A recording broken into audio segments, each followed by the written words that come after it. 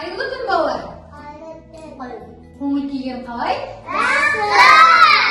Балалар, сендер әдемі киімдерді ұнатасыңдар ма? Ал осы киімдерді кім ойлап табады деп ойлайсыңдар? Балалар, тігінші ол бізге киімдерді тігіп, бізге жеткізетін мамандық. Ал осы киімдерді алдымен қағаз бетіне түсіріп, әртүрлі ою-өрнектермен безендіріп, түсін, пішінін ойлап табатын мамандықта балалар дизайнер деп атайды екен. Балалар, сендер дизайнер мамандығы туралы тақпақ білесіңдер ме? Димаш айтамын.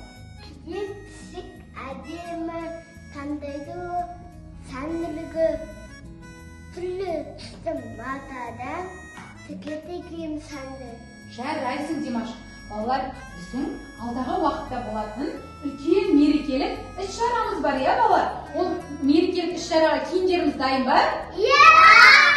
Апай, менде көк-көктен салып жүгірген.